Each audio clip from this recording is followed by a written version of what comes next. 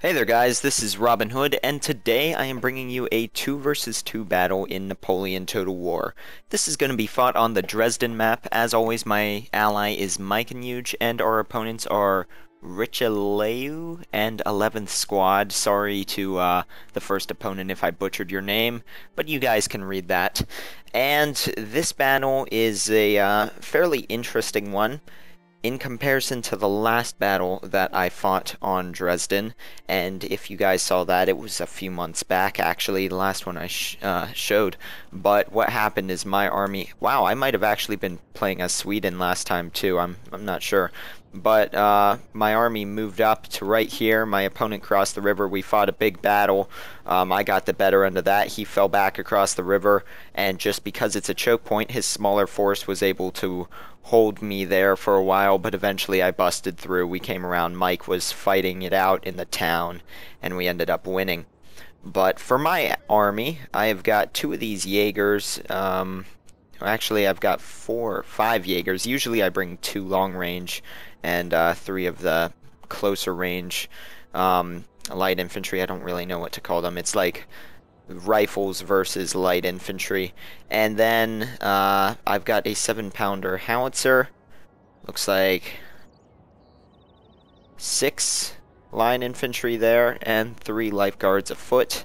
And then I've got a lifeguard, a horse, some hussars, and my general. Mike way over here has got a ton of musketeers. Looks like 6 of them as well. 3 lifeguards afoot and 5 Jaegers as well.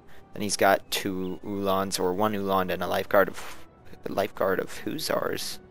Never knew they existed. Might be a DLC unit. I don't normally play as Russia though. And he's got his 6-pounder foot artillery. But quickly, before I go to our opponent's armies, you can see I'm moving up here. I'm not going to go quickly because I immediately see that Denmark, my opponent here, if he does plan to cross, it's not going to be right here. And if it is, he's got a ways to go to get there, and I could speed up and cut him off. But if he plans to cross, it's going to be here in this town.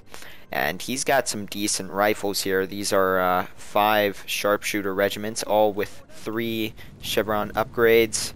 And those are some tough skirmishing units there. And then he's got a ton of line infantry. Looks like 4 there, 2 more. And 2 more back here. I don't think he had any guard units though. Then he's got lifeguard, a horse. Here's a 7-pound howitzer. And I don't see any other cavalry. There's 1 more lifeguard, a horse there. And then France here has got some chasseurs à cheval.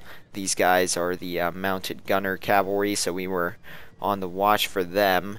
Then he's got some lancers, his general. Over here are some voltigeurs. This unit here, the Grand Battery. And it's really not in the best of positions, but, well, I guess it's not that bad. And then over here he's got a ton of jumbled up infantry, looks like. Swiss Foot, 18th Regiment. Young Guard, way over there is another Voltigeur, some Old Guard, Swiss Foot, Guard Seaman, Swiss Foot, and then there may or may not be more hidden units over here since we saw some up here. But basically, you can see I'm moving up slowly here to this crossing. We see that our opponents are not being overly aggressive. So we're going to take our time, no point in tiring out my troops, and I'm going to end up crossing over here. And this is risky because our opponents are in easy supporting distance of each other. So if they wanted to, they could focus on either one of our armies. But we were fairly confident. And if you guys saw the last video that I did, you saw just how dangerous it can be to divide your army. And in this case, I'm not dividing my army, but it's almost the same thing. Because it's pretty much me leaving behind the support of my ally, but we were fairly confident that we could do it, especially with how our opponents were behaving. I mixed up those 2 words there. That's a funny one. But, so you can see I'm going to cross over here, and I'm sending over my cavalry now just ahead of my army so that if anything does start coming this way, hopefully that can deter it. So just kind of establishing a foothold on this side of the river. Also, My artillery is coming over here towards Mike because this unit of artillery, I should have brought some horse artillery. These guys just move too slowly to catch up to my army over here, and I didn't want to leave them unsupported out in here with Mike over there because cavalry could cross and take them out. So I figured they would just be more helpful over by Mike. And you could see Denmark 7-pounder howitzers firing at my troops over here. So we're just going to move back and up this way simply because the way these guys are lined up, they can't turn anymore. So up there, I am safe. You can see that's about the extent of what they can turn, and I don't think I take any hits here. Fairly close. But nope, we're good. This poor guy here may not be so lucky. I doubt they'll fire at him, though. That would be funny if a shell impacts right on top of him.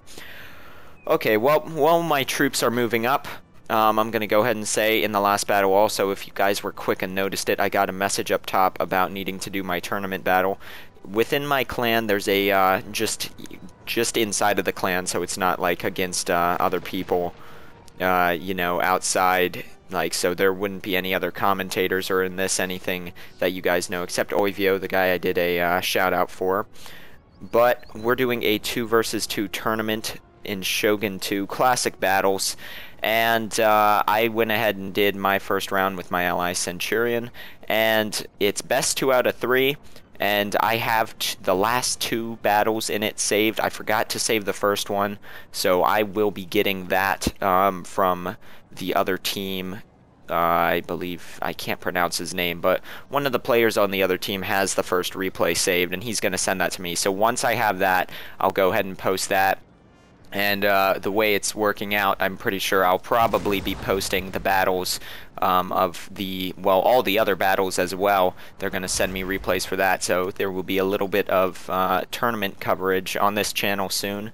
But like I said, my battle will be the first one I show once I get that first replay. And considering I just said there was 3, obviously, I'm not going to say who. One team won 2 of the battles and lost 1. Since it is best 2 out of 3, and I like it like that when the last battle is the one that determines it. When it's third, whoever wins this wins. So that's always interesting. So at this point, you can see our cavalry are over here. We were kind of deterred by this cavalry here because if we charge these guys in a melee fight, we would win. But they are the mounted gunners, and they would shred us in the charge. So what we were planning on doing is, unless this French guy was microing these units individually, Mike was going to take his cheapest unit, these Uhlans, and charge them in fairly spread out. Both of these units would waste their ammunition and fire on that one unit, then the rest of our cav could mop them up. But that was if those guys started approaching us. Here you can see I'm just lining up my forces, and real quickly way over here, France is being a little bit aggressive, and this once again is a prime example of dividing your army when you do it right. Like I said, I have several replays where I divide my forces on maps like this, go around behind the enemy, and it works. But when you don't support it correctly and don't pick the right troops, it just gets annihilated. And generally, you don't want to do it unless your front's already engaged. Say we had a legitimate line fight here along this bridge, a ton of skirmishing, holding forces there.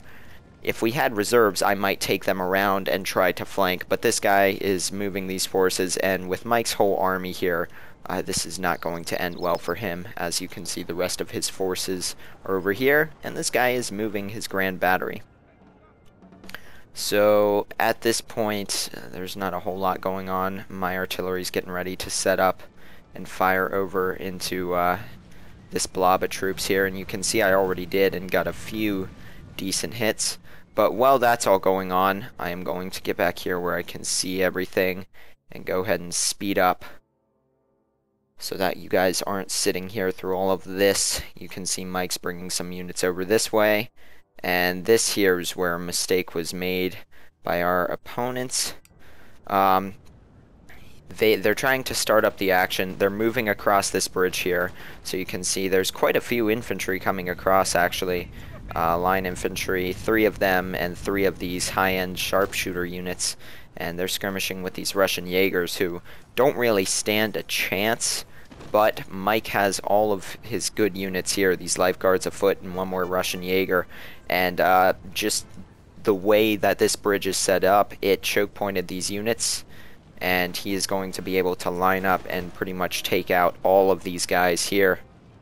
And you can see I'm starting to slowly move forward here, and I was thinking if I scooched up enough, this guy might not notice and I could get some shots on that cavalry, but that's not going to happen. So meanwhile, you guys can just watch this fight. That's my artillery firing in. You can see this is some pretty close range shooting going on here. Once again, Mike's troops have the better position and they are better troops. And the artillery support doesn't help Denmark much either. So there's some close-ups of that. And once again, I don't know if you guys have noticed in my live commentaries, but I do play generally with my minimap enlarged, just because it gets that little bit more spacing behind the units. Now you can see the little red dots and blue dots are a little bit farther apart, so I can tell exactly what unit is moving in on my flank where, and that helps a lot with cavalry and stuff. That's just a preference thing, but you know, when I play Battlefield, if some of you guys watch my Battlefield gameplay, you'll notice I always say, you know, look at your minimap. It's one of your biggest tools, and in an FPS game, it can save you when people come from behind and that kind of stuff. Lets you know where your enemies are, and applying that to Napoleon Total War, if anything, it may be more helpful here. That way it's harder for you to get flanked. You can know exactly where everything is. But I feel like a lot of people don't pay that much attention to the map in this. They're all focused on the screen. And pretty soon here, there you can see those sharpshooters there. Incredible range.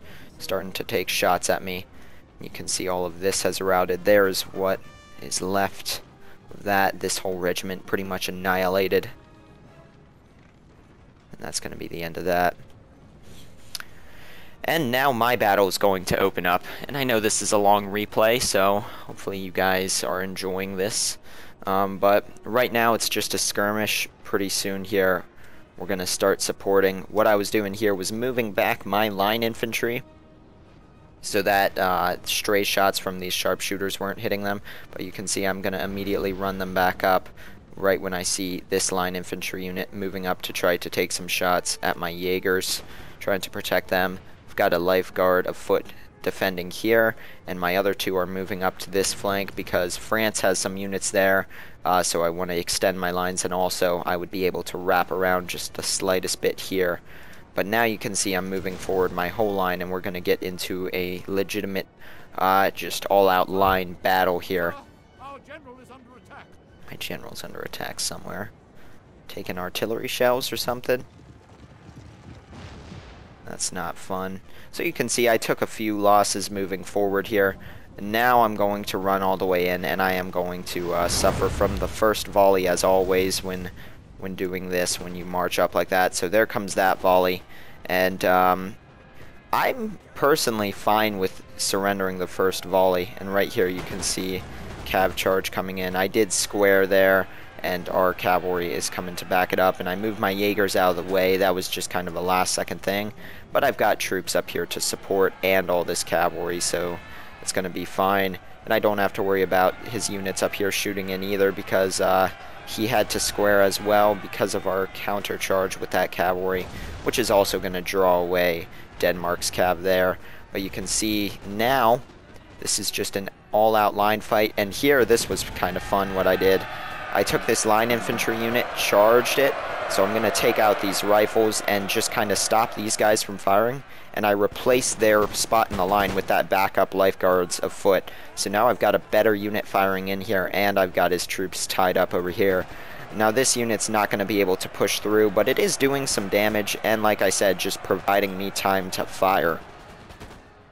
And that's going to give me a little bit of an edge. Mike here's got skirmishers across the way firing in on the flank on this unit, and that was a nice artillery hit. Look at that. Cleared out a decent section of that line. So Denmark's bringing what's left of his sharpshooters over.